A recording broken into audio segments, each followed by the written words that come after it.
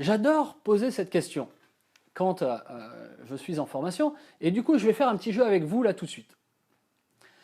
Je vais vous poser des questions et vous allez sur votre ordinateur directement ou sur un brouillon. Sur un brouillon, c'est très facile. Je vais vous poser une question et vous allez noter un chiffre, le premier chiffre qui vous passe par la tête. Alors attendez, je ne vous ai pas encore posé la question, mais vraiment sans réfléchir. Pour vous, rouler vite, c'est combien? Combien de kilomètres/heure? Allez-y, notez un chiffre. C'est bon, vous avez noté un chiffre? Rouler vite, c'était combien? Je vais vous poser une autre question, dans le même style. Ne réfléchissez pas, posez juste le premier chiffre qu'il y a dans votre tête. Partir loin, c'est combien de kilomètres? Partir loin. Allez-y, notez juste le chiffre, le nombre de kilomètres qui vous semble OK avec cette question. Dernière question. Gagner beaucoup d'argent, c'est combien? Allez-y, notez le premier chiffre qui vous passe par la tête. Gagner beaucoup d'argent, juste comme ça, ne réfléchissez pas si c'est par mois, par an, on s'en fout. Gagnez beaucoup d'argent. Ben, vous allez voir que par rapport au chiffre que vous avez marqué, si on faisait une petite étude par rapport à 10-15 personnes qui auraient répondu à ces mêmes questions, toutes les chances que les autres personnes n'aient pas répondu les mêmes chiffres que vous. Peut-être que pour vous, partir loin, c'est 100 km, ou 300 km, ou 1000 km.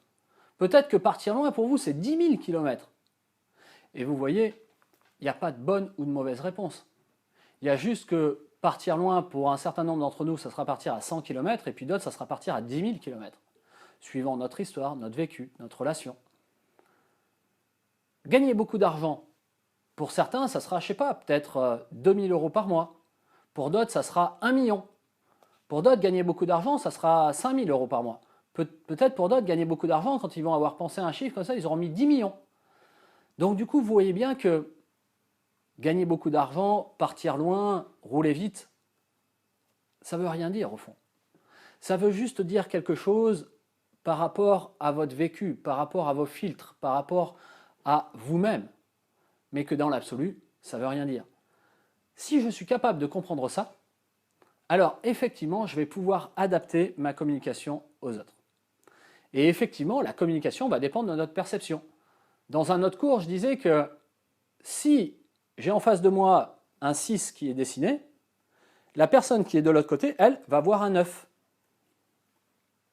J'aurai raison de voir un 6 et l'autre personne en face de moi aura raison de voir un 9. Donc tout est une question de perception. Il y a plein d'exercices au fond qui peuvent être faits comme ça, où on va regarder les feedbacks, la communication, les gestes, etc. Mais du coup, on comprend qu'il peut y avoir une déperdition importante. J'adore faire ce jeu du téléphone arabe, j'en avais parlé lors d'une autre vidéo, mais entre ce que je veux dire, qui est le 100% du message, ce que je dis vraiment, où j'ai déjà perdu un peu de mon message, ce que la personne entend, j'ai déjà plus que 70% du message.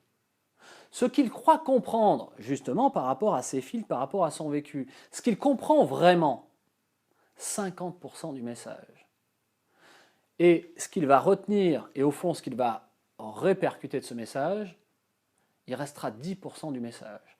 Donc vous voyez bien que par cette échelle, ce qu'on appelle l'entonnoir de la communication ou l'échelle des distorsions, je vais perdre jusqu'à 90% du message qui m'aura été envoyé. Incroyable quand même, incroyable. Et pourtant.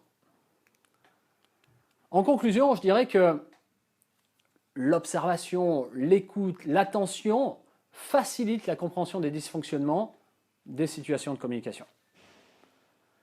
Après, il faut être honnête, c'est illusoire de penser que la communication puisse être parfaite. Ça n'existe pas. Par contre, s'interroger sur sa complexité, son ambiguïté, l'ambiguïté des messages, peut-être comprendre les différentes interprétations possibles de la part du récepteur, eh ben, on va voir qu'il peut y avoir des enjeux cachés là derrière, mais ça va contribuer effectivement à améliorer la qualité de la communication. Retenez bien ceci. Nous sommes responsables de ce que nous disons, pas de ce que les autres en font. Et c'est très juste. Je suis responsable de ce que je vous dis, je ne suis pas responsable de ce que vous comprenez. Et en ça, l'écoute active va venir beaucoup nous aider.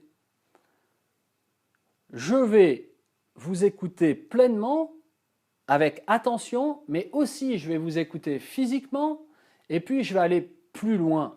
Je vais vous poser des questions pour être sûr que j'ai bien compris. Je vais aller vous interroger, je vais faire des feedbacks, je vais faire des retours. Savoir si j'ai bien compris, j'ai bien perçu le message que vous voulez m'envoyer.